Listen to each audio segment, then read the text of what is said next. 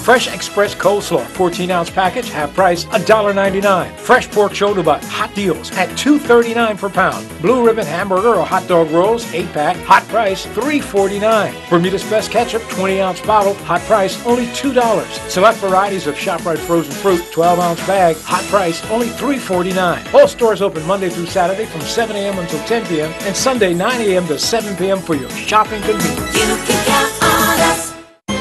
Live from Bermuda Broadcasting, this is ZBM TV9 News. You're watching Bermuda Broadcasting News. It's Tuesday, the 15th of May. I'm Diane Brewer, and thank you for joining us tonight.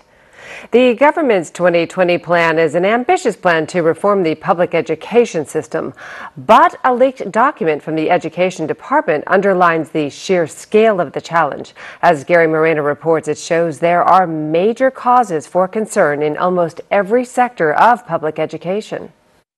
The document, which we're told was submitted to the Ministry of Education in August of last year, asserts the public education system should be preparing students to become lifelong self-guided learners while encouraging critical thinking and providing the 21st century skills necessary for them to meet their full potential. However, when it comes to core subjects such as English, math, science, social studies and foreign languages, there are concerns related to teacher quality, their use of formative practices, report card comments and grading practices, lack of differentiation according to student needs, and incorporating rigorous tasks and lessons. It also points to a lack of fair and consistent access to teaching resources across the island's public schools. These include working computer labs, technology tools, and information technology services. Further, the document indicates budget constraints are impacting on the ability of schools to replace outdated textbooks. There is also reference to what is described as inequity in student-to-teacher ratios across middle schools, and this is said to impact class size, preparation periods, and available classroom space. When it comes to so-called encore subjects, which include visual arts, design technology, music, and physical education, equipment is old, and efforts at replacing them have been hampered by inadequate funding. With regard to student services, the report states the delivery of support services differs from school to school.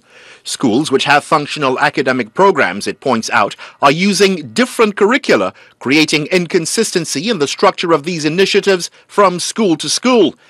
As a result, middle school students then enter secondary school with varying levels of development and exposure to core content.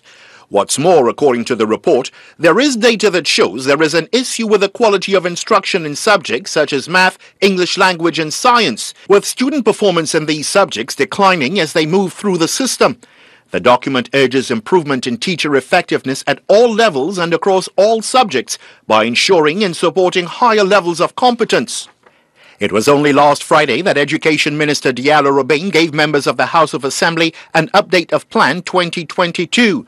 Which is meant to enable the achievement of the Department of Education's mission through the execution of its 5 priority areas, including the increasing of academic rigor and student engagement, ensure career, college and workforce readiness, enhance the quality of teacher practice and system leadership, improve infrastructure and instructional resources, ensuring system success. Gary Moreno, reporting for the Bermuda Broadcasting News. And we have reached out to the Ministry of Education for comment, but have not yet heard back from them. In court news, the Supreme Court has been hearing evidence in the trial of a man accused of causing the death by careless driving of model Sophie Fraser-Smith. Several witnesses, including a traffic investigator, told of the aftermath of the head-on collision that killed the 21-year-old. Clinton Smith, the driver of the truck that hit her motorbike, has denied the charge against him. Jasmine Patterson reports. A police investigator gave his analysis for the primary cause of the crash, saying the Isuzu truck driven by Clinton Smith swerved entirely into the lane on which Miss Fraser-Smith was traveling in the opposite direction. The collision occurred near Scenic Heights Pass in Southampton on Middle Road. Her black Liberty cycle was a write-off, the investigator said, with the truck ending up with numerous dents and cracks on its front windshield. Based on analysis by a collision investigator, there are two possible scenarios of what might have happened. One, the driver suddenly lost control of the truck, entering into the opposite lane due to high rate of speed, or he entered into the westbound lane under no control of the vehicle whatsoever. The jury also heard the investigator could not gauge either speed of the vehicles. However, road markings suggest the vehicles did not apply brakes at any point. The investigator says the victim was dragged approximately 63 feet before the driver eventually steered into the eastbound lane, crashing into a wall. This was approximately 111 feet from the initial point of contact. Evidence read in from the emergency doctor who treated Ms. Fraser Smith said she died in the ambulance en route for the hospital. An autopsy report said she had suffered multiple trauma, severe hemorrhaging, broken ribs, and several other broken bones. Glenn Woods, a painting contractor and former emergency medical technician, told the jury that around 3 p.m. that day he heard a loud crash near the Heron Bay School. He then spotted a helmet and noticed there was a person lying in the road and ran towards her. Mr. Woods says he tried numerous times to get a response from Ms. Fraser Smith, but there was none, adding, quote, her breathing stopped at least 5 times. The witness then wiped tears from his eyes as he described pleading for the 21-year-old to stay with me as he felt for her pulse. Mr. Woods also recalled a man sat on a wall who was asked what had happened. Mr. Woods says the man, who he did not know at the time was the driver, responded, quote, I think I dozed off. I think something locked up, referring to the steering wheel. Sergeant Preston Gill of the Bermuda Police Service says he arrived at the scene around 3:20 p.m. and by that time he says the victim had been transported to hospital. He says there was a white heavy truck in the eastbound lane with Dunkley's Dairy markings on the side. He observed a man at the scene and asked if he was the driver and his name. When asked about the collision, Sergeant Gill said Smith responded, I was driving east and the truck did not respond the way I wanted to and it went in the other lane.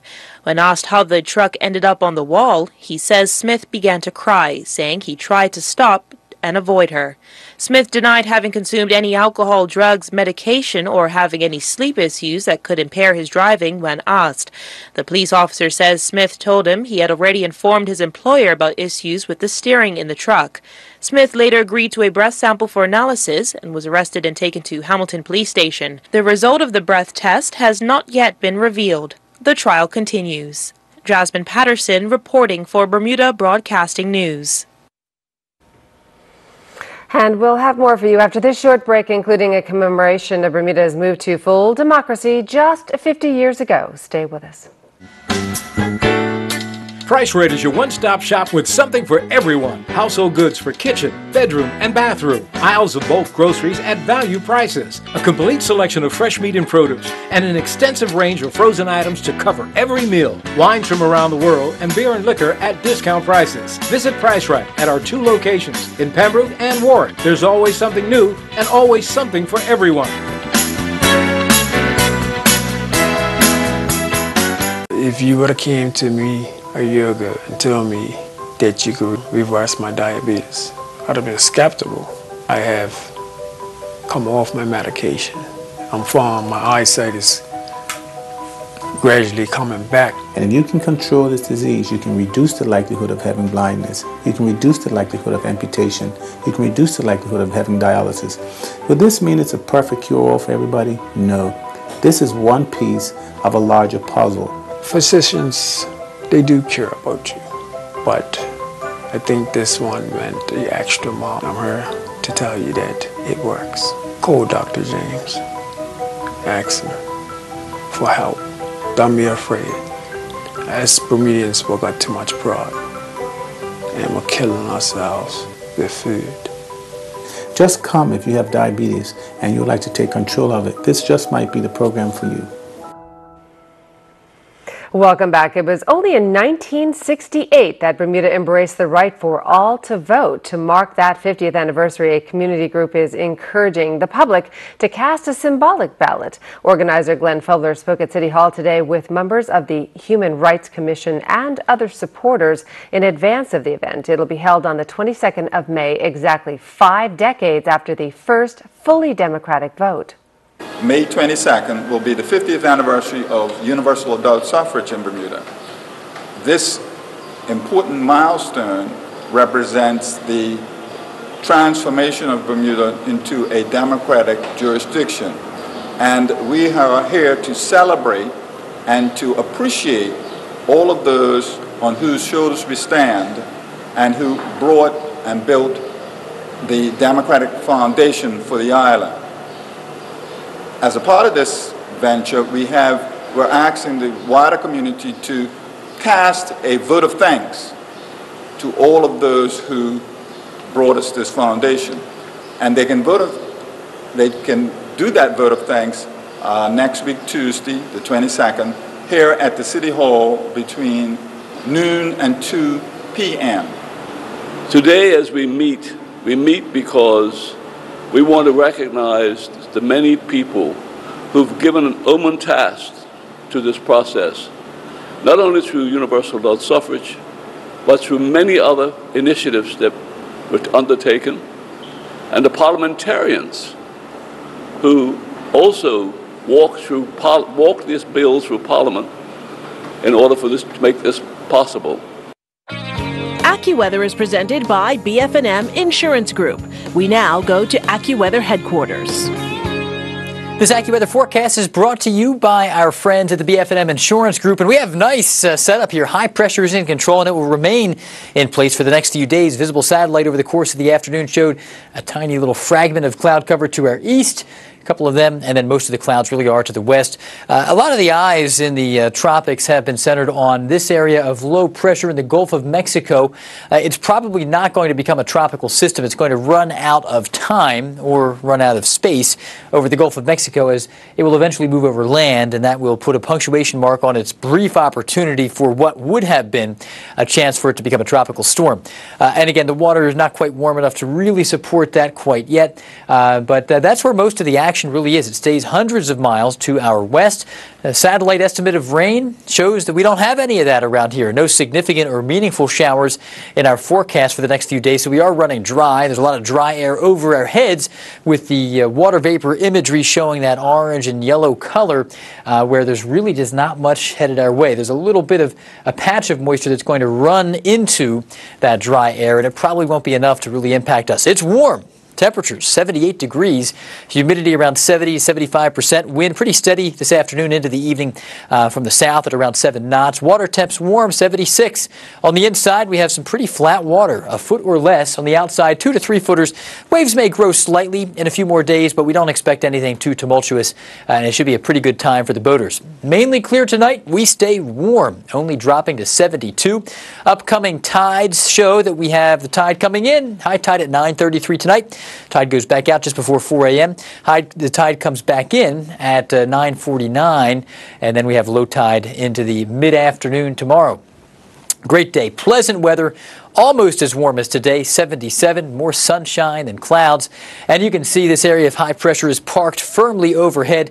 The center of it's just off to the east, so we are on the southerly flow side of that big clockwise swirl around high pressure. But really, most of the moisture is being funneled into the east coast of the United States, and that is going to keep us on the dry side. So as the clock ticks, not much changes. Here we go through Wednesday evening, Wednesday night. Here we are into Thursday morning, and it's barely a change. You can see some extra moisture with the front hundreds of miles to our north. That's not going to impact us in any meaningful way. So the gateway forecast shows showers cooler into New York, Boston. Toronto looks nice just north of the clouds. Atlanta a little stormy. Miami scattered showers. London a little damp at times, 61 degrees. And then into the Caribbean, scattered showers and thunderstorms. The only thing we've been watching is that non-tropical low over the Gulf of Mexico, and that we do not expect to form into a tropical storm. The water's a little too cool. It'll move over land, and that's about it. High pressure stays in control. Maybe a few extra clouds this weekend, but it looks nice. Enjoy it. Upper 70s and warm nights as well. Have a good one. AccuWeather was presented by BF&M Insurance Group.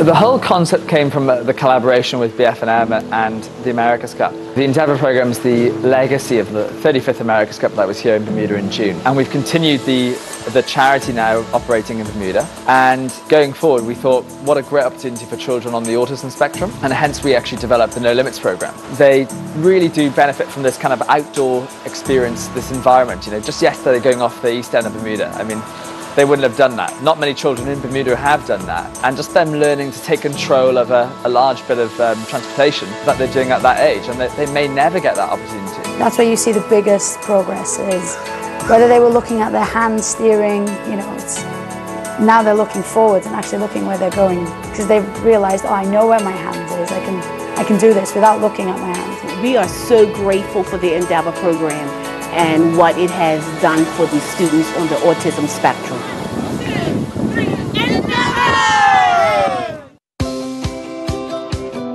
Welcome to Furniture Walk. At Furniture Walk, we have one of the island's widest selections of top brand home furnishings, including Stearns & Foster, Craftmaster, Natuzzi, Universal, Bassett, and many more. Whether you're freshening up your living room or remodeling your entire home, we have all the brands and top quality furnishings you'll need. We also offer in-house financing. Can't find what you're looking for in store? No problem. We can special order it for you. Our website has an even larger selection of the world's best furniture. Stop by our Paget store and we'll be happy to help you get on your way to finding the perfect selection for your home or office. Furniture Walk, furnishing Bermuda's homes for over 30 years. Here it comes! The most exciting event of 2018, when the Oracle Boat Shed and Dockyard is the place to be. Sunday, May 27th, with the chance to come on down and play The Price is Right for fabulous prizes. Featuring the famous signature four-ways brunch with jazz music provided by the unit at either 11:30 or 2 p.m. with The Price is Right immediately after each seating, hosted by Mike Bishop. Proceeds will benefit Friends of Hospice, a charity supporting Agape House. Tickets of $150 per person will include your four-ways brunch, first mimosa, seat at The Price is Right, and one chance to win a luxury Mercedes-Benz GLA car, courtesy of Prestige Autos Limited. Book online at ptix.bm. But hurry, as seating is limited. Sponsored in part by Martini, Wedco, American Airlines, and Bermuda Blueprinting. We look forward to asking you to come on down. This is a Planning Factory Bermuda and Sound Concepts production. Blockchain is touted as a game changer for the insurance industry, a technology which will streamline processes and boost revenue. Tony Waterman sat down with an expert from top ratings agency Fitch, who says there's no guarantee at this point that investing in technology will pay out the huge dividends many are hoping for.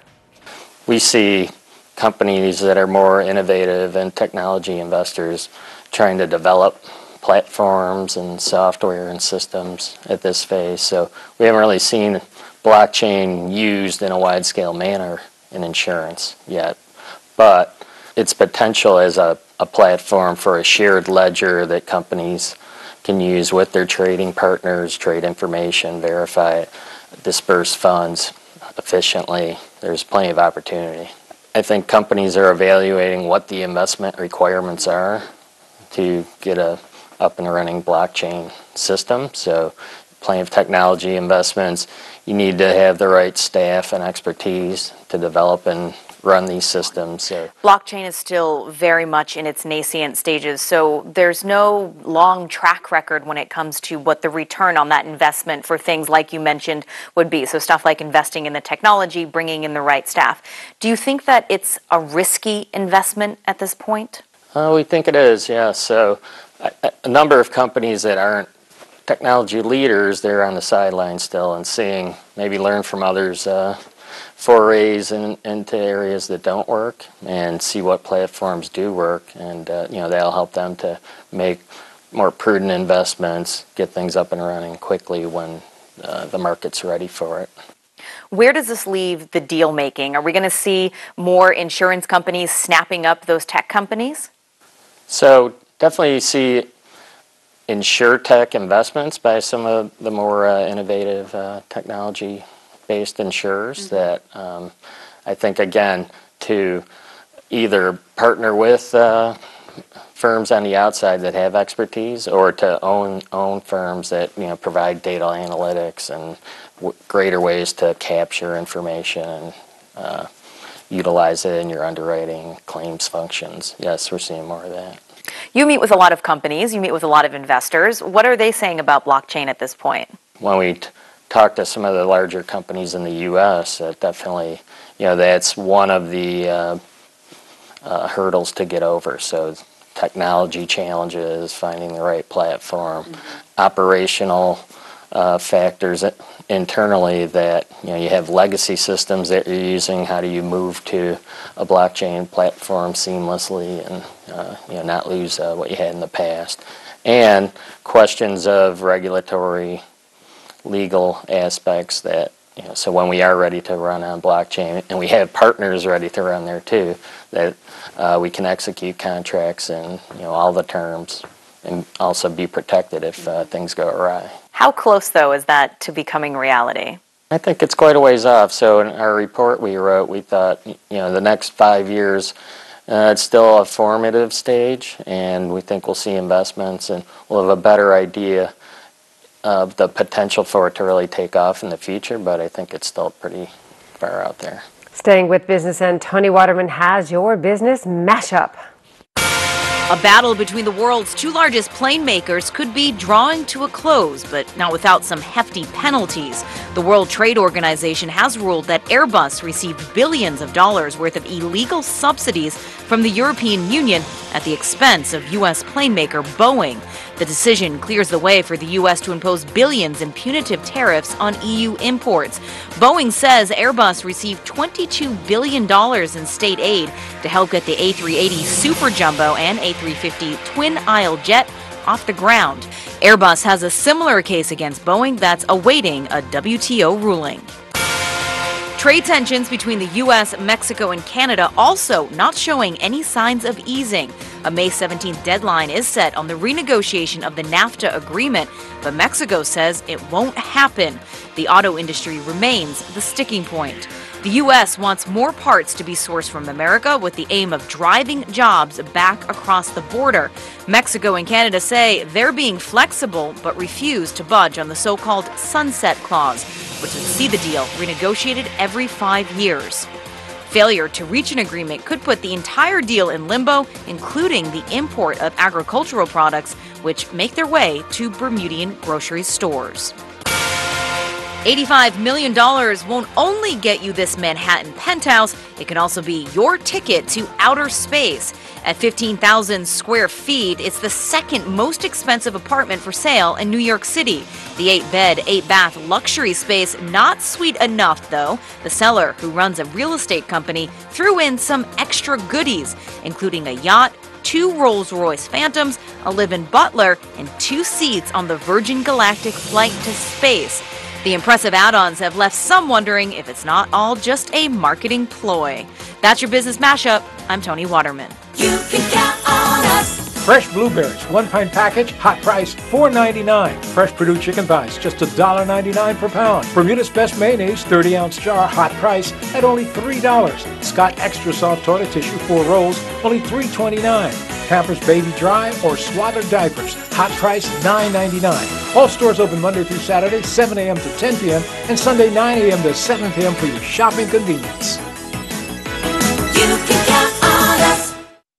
This is Rick Blomquist of De Pere, Wisconsin. His life is pretty comfortable. He lives in a comfy home, wears comfortable shoes. He even has a comfortable job. Rick Blomquist thought he had comfort all figured out. But then he laid on a Serta and realized his life was only just sorta comfortable. The new Serta iComfort Hybrid Mattress.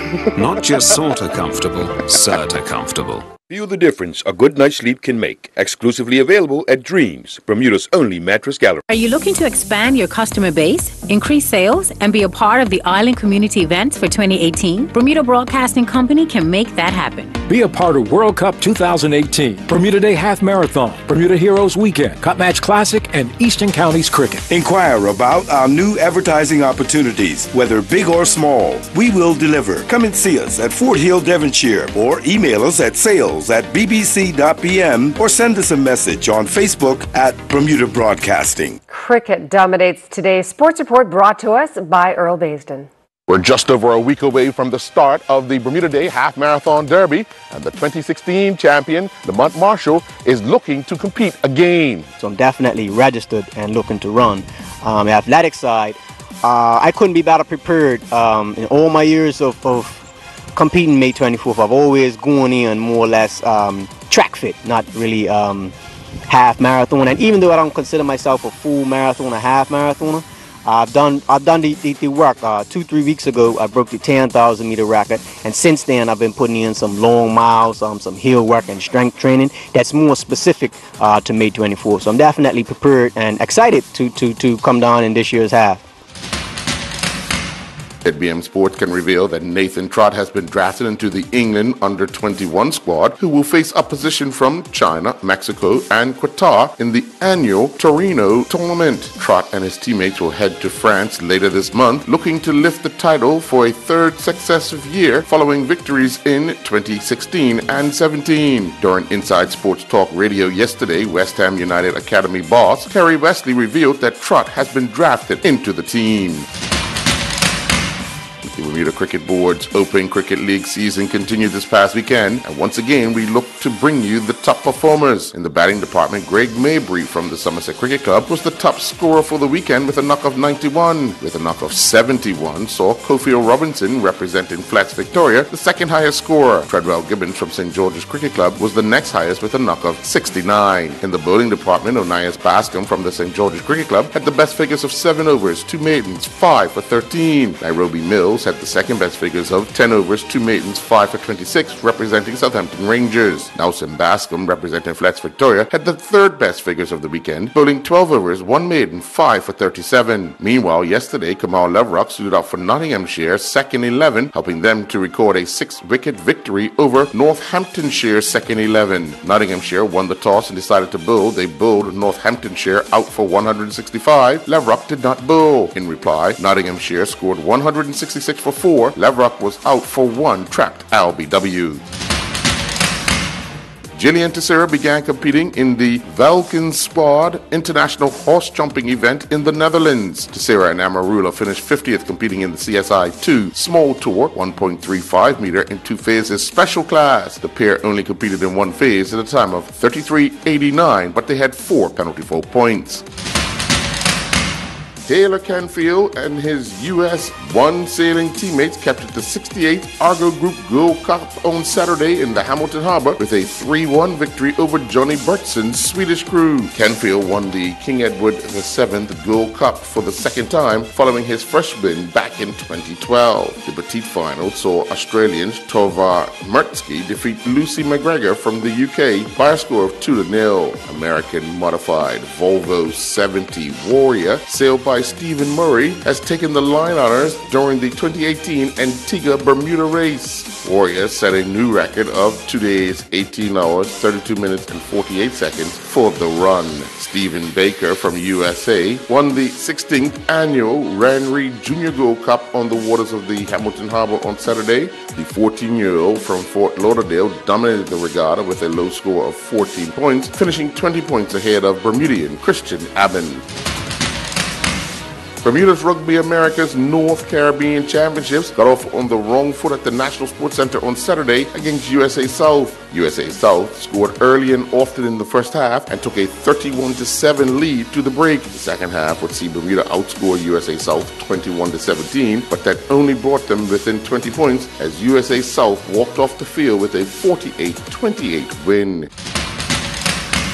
Bermuda Archers concluded competing at the Eastern Foundation Gator Cup Archery Tournament. The Bermuda Archers competed in the elimination round. Competing in the men's recurve seniors 70-meter event, Bernard Wade went down 6-2 to Chris Webster, while Robert O'Connor went down 6-0 to Matthew Knoffel. Cameron Pickering, competing in the recurve junior men's division, went down 6-2 to Gyeon Kim in their quarterfinal matchup, while William Pickering, competing in the recurve masters male division, went down 6-0 to Jeff Starkweather.